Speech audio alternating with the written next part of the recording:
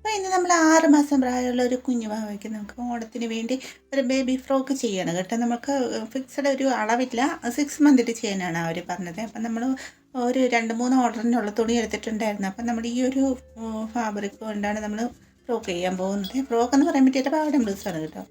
അപ്പോൾ cotton fabric, അതുപോലെ Kashmiri silk, അതൊരു സിൽക്കിൻ്റെ ക്രീം കളറുള്ള ഫാബ്രിക്കാണ് എടുത്തിരിക്കുന്നത്. അപ്പം നമ്മൾ ലൈനിങ് ഫാബ്രിക് 4ആയിട്ട് മടക്കിയിട്ട് അളവെടുക്കാൻ നോക്കിയപ്പോൾ അപ്പം ഞാനോർത്ത് കഴിഞ്ഞ വർഷം ചെയ്ത 2-3 ടോപ്പുകൾ ഇരിപ്പുണ്ടായിരുന്നു. അപ്പോൾ അതിൻ്റെ അളവ് വെച്ചിട്ട് നമ്മളൊന്ന് മാർക്ക് ചെയ്യണേ.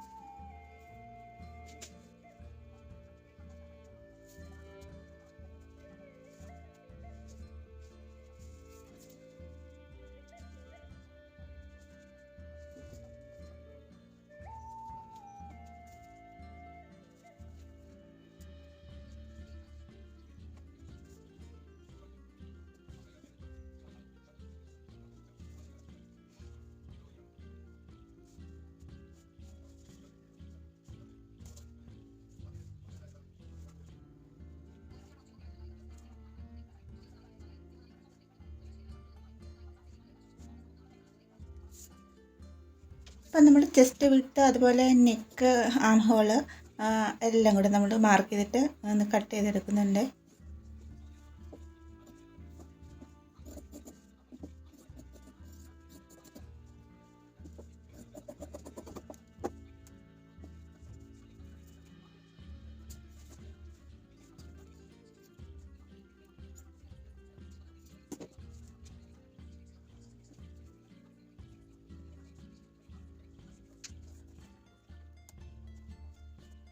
ഇനി നമ്മൾ മെയിൻ ഫാബ്രിക് എടുക്കുന്നു, എന്നിട്ട് നമ്മൾ ആ കട്ട് ചെയ്ത് വെച്ചിരിക്കുന്ന ലൈനിങ് പോർഷൻ അങ്ങോട്ട് വെക്കുന്നു, കട്ട് ചെയ്തെടുക്കുവാണ്.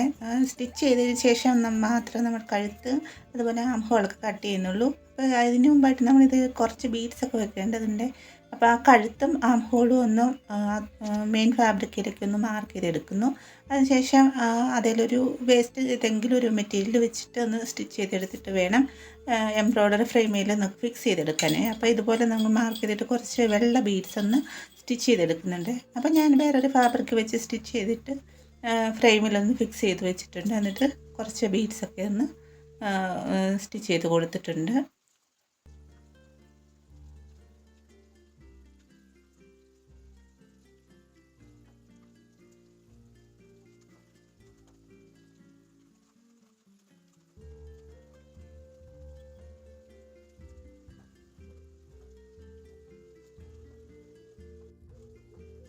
ടോപ്പിൻ്റെ ഫ്രണ്ട് ഭാഗം ഫുള്ളായിട്ട് നമ്മൾ ബീഡ്സ് സ്റ്റിച്ച് ചെയ്തെടുത്തിട്ടുണ്ട്. പിന്നെ ആ ഫാബ്രിക് നമ്മൾ അഴിച്ചെടുക്കുകയാണ്. അപ്പോൾ ഇതുപോലെ ഇരിക്കും കേട്ടോ. ഇനി നമുക്ക് ഇതിൻ്റെ ഷോൾഡറിൽ 4 വള്ളി വീതം ബാൻഡായിട്ടാണ് നമ്മൾ കൊടുക്കുന്നത്. അതിന് വേണ്ടി 4 പീസ് കട്ട് ചെയ്തെടുത്തിട്ട് ചെറിയ നൈസായിട്ട് ഒരു 1/4 ഇഞ്ച് വരുന്ന രീതിയിൽ ബാൻഡ് സ്റ്റിച്ച് ചെയ്തെടുക്കണം.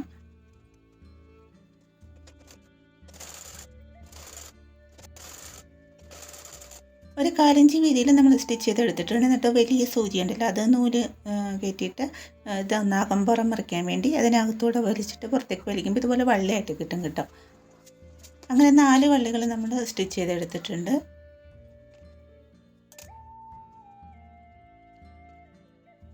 ഈ ടോപ്പിൻ്റെ ഫ്രണ്ട് പാർട്ടും അതുപോലെ ലൈനിങ് ഭാഗവും കൂടെ വെച്ചിട്ട് കഴുത്ത് നീറ്റായിട്ട് സ്റ്റിച്ച് ചെയ്തെടുക്കുന്നുണ്ട്. ആദ്യമേ ആം ഹോൾ സ്റ്റിച്ച് ചെയ്യുക, അതിന് ശേഷം ഷോൾഡറിൻ്റെ അവിടെ വരുമ്പോൾ ആ ഒരു വള്ളി നമ്മൾ അതിനകത്തോട്ട് ഫില്ല് ചെയ്ത് വെക്കുന്നുണ്ട്.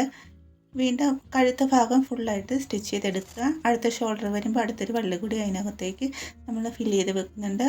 അതിനുശേഷം അടുത്ത ആം ഹോളും കൂടെ സ്റ്റിച്ച് ചെയ്തെടുക്കുക. അതിനുശേഷം ആ ഒരു പാർട്ട് നമ്മൾ കട്ട് ചെയ്ത് മാറ്റുകയാണ്. ചെറിയ ചെറിയ കട്ടിങ് കൊടുക്കുന്നുണ്ട്. അതിനുശേഷം അകമ്പുറം തിരിച്ചിട്ട് നെക്കിൻ്റെ ആ ഒരു പോർഷൻ, അതുപോലെ ആം ഹോളിൻ്റെ ആ ഒരു പോർഷൻ മീതെ കൂടി നമ്മൾ സ്റ്റിച്ച് ചെയ്തെടുക്കുന്നു.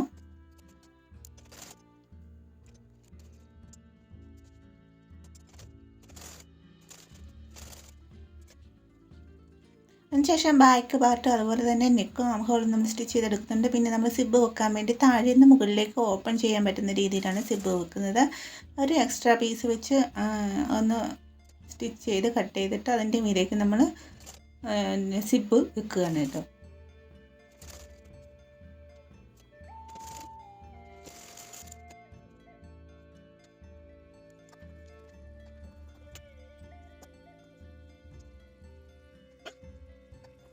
കറക്റ്റ് വണ്ണവും കറക്റ്റ് ഇറക്കവും മാർക്ക് ചെയ്ത ശേഷം മിച്ചം വരുന്നത് നമുക്കത് കട്ട് ചെയ്ത് മാറ്റാം.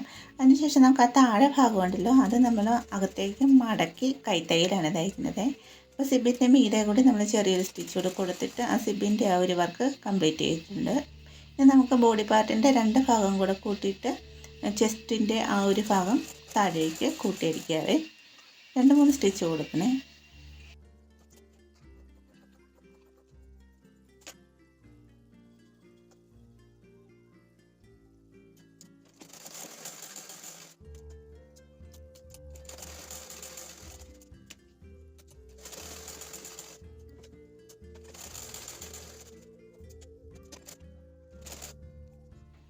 അപ്പോൾ ടോപ്പിൻ്റെ അടിഭാഗം ഒരു 1/4 ഇഞ്ച് വീതി മടക്കിയിട്ട് ഇതുപോലെ ഒന്ന് സ്റ്റിച്ച് ചെയ്ത് കൊടുക്കുക. അതിന് ശേഷം നമുക്ക് അവിടുന്ന് 1.5 ഇഞ്ച് വീതി അകത്തേക്ക് മടക്കി കൈത്തയ്യലാണ് തയ്ക്കുന്നത്.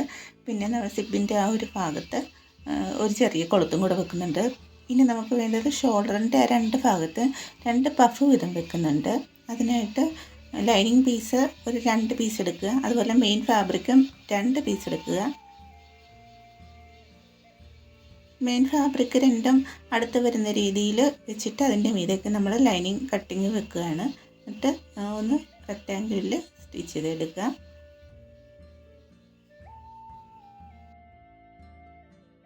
എന്നിട്ട് മെയിൻ ഫാബ്രിക്കിൻ്റെ മുകളിൽ ചെറുതായിട്ടൊന്ന് കട്ട് ചെയ്ത് കൊടുത്തിട്ട് അകമ്പുറം തിരിക്കുക. അപ്പോൾ നമുക്ക് ഇങ്ങനെ കിട്ടുവേ. അതിനുശേഷം നേരെ ഒന്ന് മടക്കിയെടുക്കണം കേട്ടോ. നേരെ മടക്കിയെടുക്കുമ്പോൾ ഒരു വര വരുമല്ലോ, ആ വരയിൽ കൂടി നമുക്ക് സൂചി നൂലിട്ടിട്ട് ഇതുപോലെ ഒന്ന് സ്റ്റിച്ച് ചെയ്ത് കൊടുത്തിട്ട് ഒരു 5-6 തവണ നൂല് ചുറ്റിയെടുത്ത് സ്റ്റിച്ച് ചെയ്ത് കൊടുക്കുക.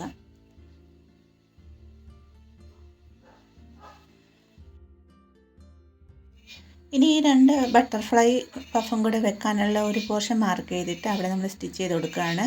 അതിൻ്റെ നടുക്ക് ഭാഗത്തായിട്ട് ചെറിയൊരു ബീഡ്സും കൂടെ നമ്മൾ ആഡ് ചെയ്യുന്നുണ്ട്. അതുപോലെ 2 ഷോൾഡറിലും പഫ് വെച്ച് നമ്മൾ ആ ഒരു ടോപ്പ് കംപ്ലീറ്റ് ചെയ്യുന്നുണ്ട്.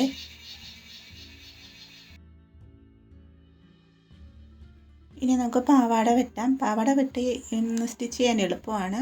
കറക്റ്റ് മാർക്ക് ചെയ്തിട്ട് നമ്മൾ സ്റ്റിച്ച് ചെയ്തെടുക്കുന്നുണ്ട്. അതിന് മുമ്പായിട്ട് നന്നായിട്ട് അയൺ ചെയ്ത് ആ ചുളുക്കൊക്കെ ഒന്ന് മാറ്റണം. അതിന് ശേഷം നമ്മൾ ഇതുപോലെ വെയിറ്റ് ഇട്ട് കൊടുക്കുന്നുണ്ട്. വെയിറ്റ് ഇട്ട് അയൺ ചെയ്തിട്ട് വേണം സ്റ്റിച്ച് ചെയ്യാൻ വേണ്ടി.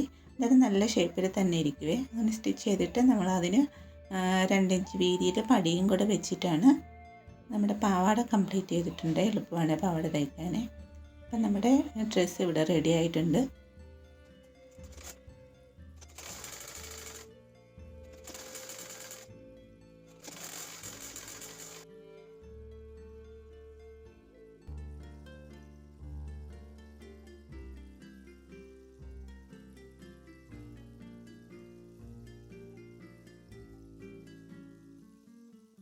അപ്പോൾ ഇതാണ് നമ്മുടെ ഡ്രസ്സിൻ്റെ ഫൈനൽ ലുക്ക് കേട്ടോ.